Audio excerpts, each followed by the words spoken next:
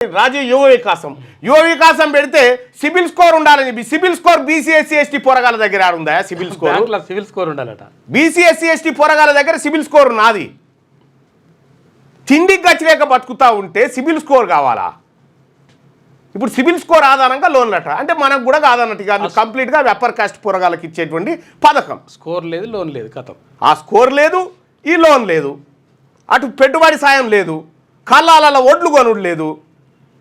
ఇస్తాన్న పథకాలు ఇచ్చుడు లేదు రియంబర్స్మెంట్ బకాయిలు పెండింగు ఉద్యోగస్తుల భత్యాలు పెండింగు రిటైర్ అయితే బెనిఫిట్స్ పెండింగు ఆర్టీసీ ఆగమాగం ఏ రంగంలో ముందున్నాం మనం చెప్పురి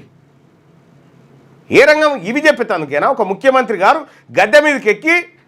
మా తాన ఏమీ లేవని శైలు లేవట్టుడేనా ఈ శైలు లేవట్టిన చేయలేదో అప్పుడే 2023లో లేవడితే నీకు ఓటే అన్నా వద్దా అనేది జనం డిసైడ్ అయ్యేటోళ్ళు కదా ముఖ్యమంత్రి గారు ఇప్పుడు చెప్తే లాభమైంది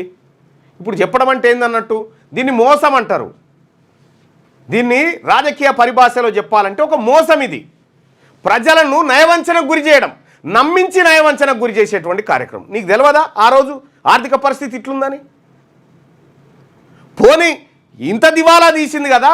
గత పాలకులు ఈ పాలకులు అంతా కలిసి రాష్ట్ర వ్యవస్థను దివాలా తీసిరు కదా సర్కార్ వల్ల ఏమైనా సక్కా చేసిరా వీళ్ళు సర్కారు దవాఖానలు ఏమన్నా అందంగా తీర్చిదిద్దిరా లేదే విద్యా వైద్యాన్ని పడకేసిరు కదా మొత్తం సర్వనాశనం చేసి కూర్చున్నారు కదా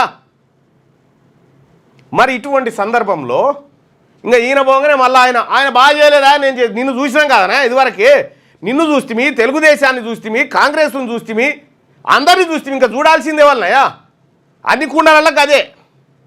అన్ని కుండలలో ఉడికింది గదే కూడు గదే నూకల పువ్వ